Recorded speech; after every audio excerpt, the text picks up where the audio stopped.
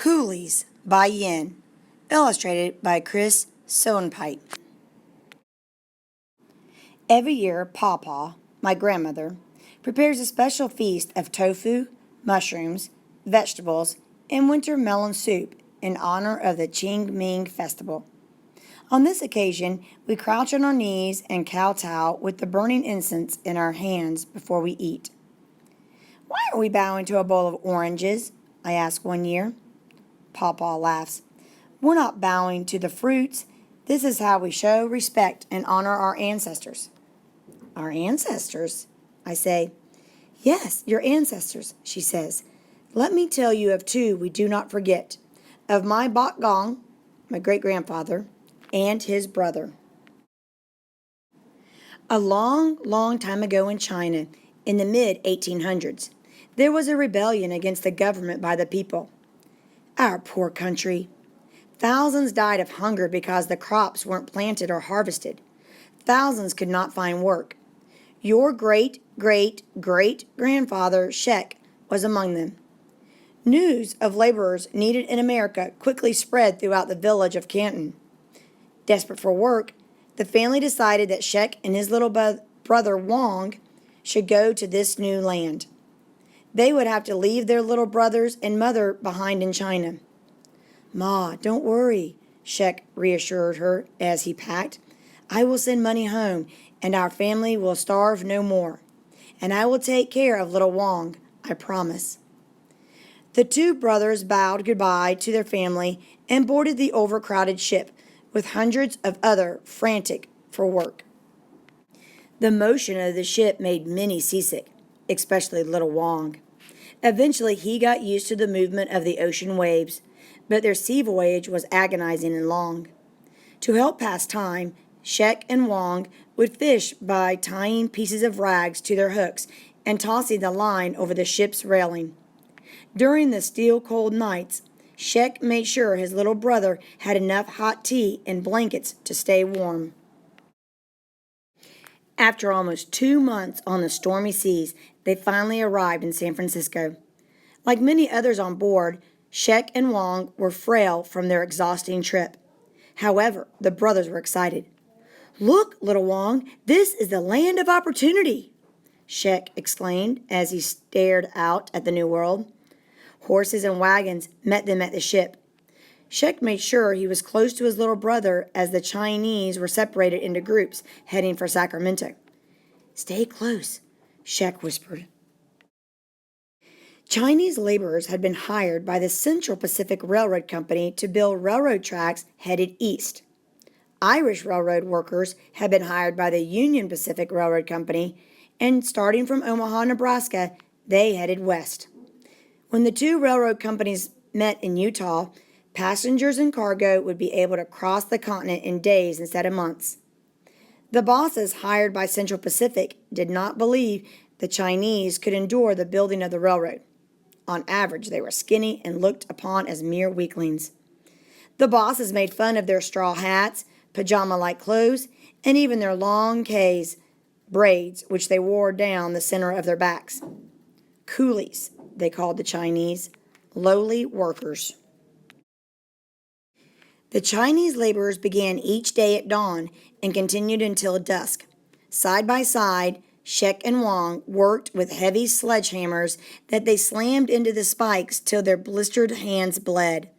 The cart full of tools and supplies would trail up and down the rail line as the workers hammered under the beaming hot sun. Day by day by day, they labored through desert hills, through meadows, and across steep cliffs until they were met by rows of mountains, which the foreman called the Sierras. The loud whistle sounded each evening, a signal to end of a hard day.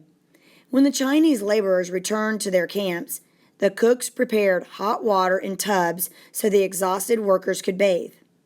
The brothers also looked forward to mealtime, when the cooks prepared their favorite Cantonese dishes: rice with dried fish, mushrooms, bamboo shoots, vegetables, pork, seaweed, salted cuttlefish, noodles, and of course hot tea. Many nights, Shek shared his own food with his little brother. "Make sure you finish every grain of rice for Ma," he would say. The brothers slept in a tent so fragile the harsh wind nearly blew it away. But inside the tent each night, Shek cupped little Wang's hand and helped his brother practice his Chinese calligraphy. Once a month, they wrote to their mother and sent money across the sea to her. "Ma," they wrote, "we hope you are able to buy some crops with this money. Please do not worry about us. Even in this foreign land, someday our family will be rich forever. Your sons, Shek and Wang." One hot afternoon, the brothers were still working to cross the Sierras when the boss pulled little Wang aside. "You, Coolie, we have to blow up this side of the mountain to build a tunnel for the tracks.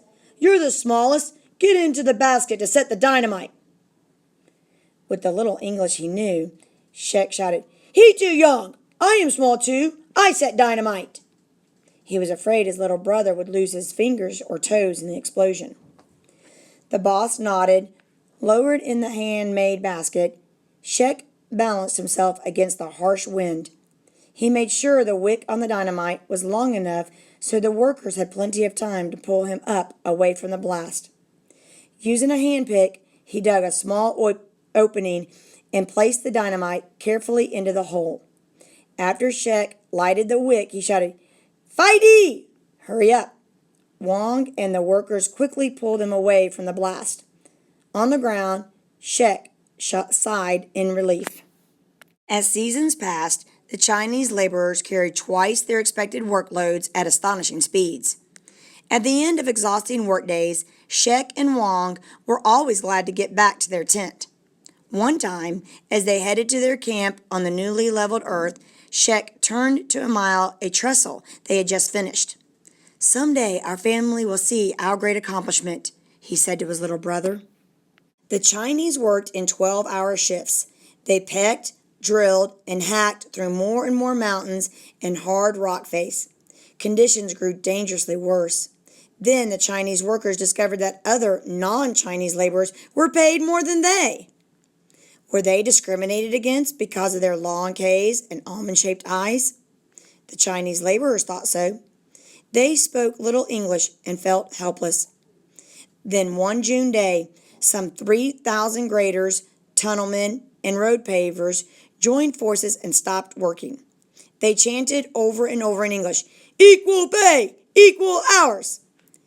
The bosses were furious. "We're not going to tolerate this. No water and no food until you return to work. If you don't cooperate, we'll send you all back to China." The cooks sneaked barrels of hot tea for the protesters to survive during the cold nights. But with the lack of food and water in the days, many of them grew weak. Many of them wondered if the protests should continue. Finally, one night, the workers gathered. Many spoke. Then Shek stood up. "We will all starve if we continue to strike. We must not forget why we came here." Nobody answered.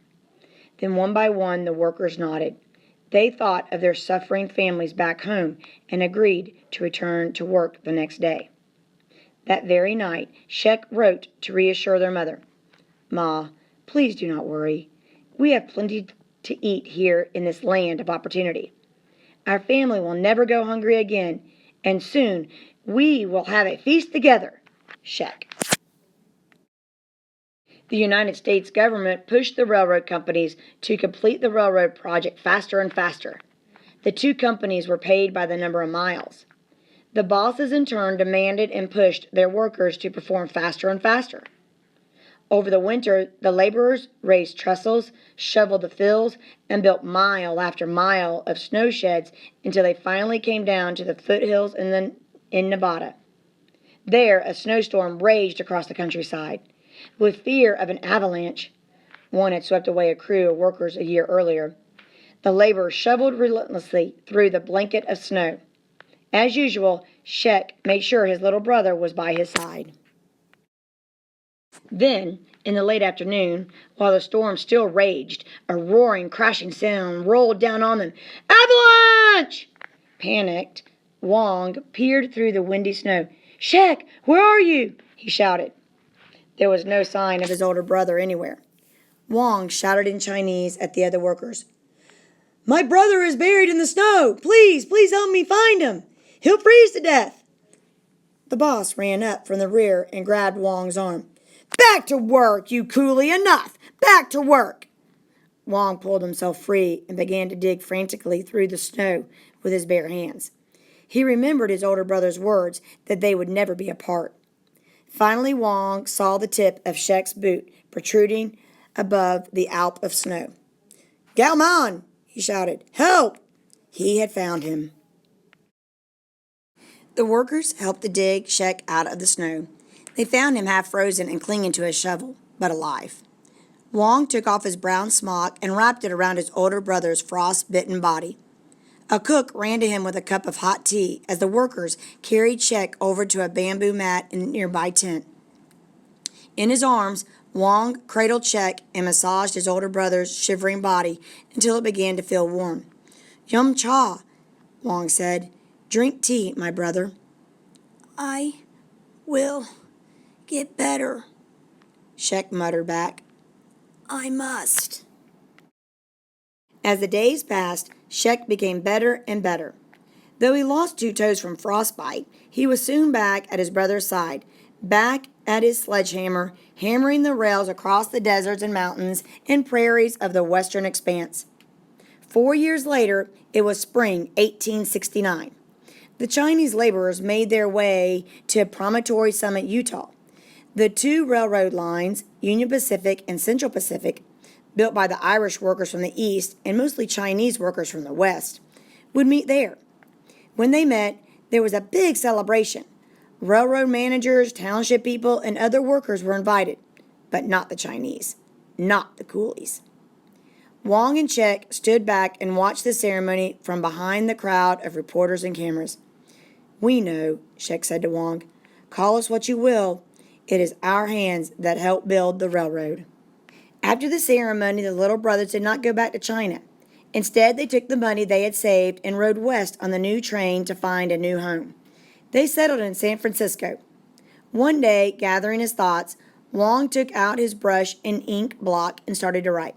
"Ma, it's been quite some time since we last wrote. Shek is busy minding the store. Already the community in Chinatown knows me as the letter writer. Now I help those who can't read and write send letters home to their families in China. We are hopeful and excited that soon we shall be reunited with you and our brothers here in America, the land of opportunity. Wong." Soon enough, the brothers sent money home again. However, this time it was money for their family to join them in America. Pawpaw starts a fire in the wastebasket and prepares the firecrackers in the backyard. "Now, are you ready to pay respect to our ancestors?" my grandmother calls out to me. "Take the paper money and gold paper and throw it in the flames. It will make your ancestors rich in the spirit world forever." As I watch the ashes disappear into the sky, I know I will remember my ancestors. How could I forget?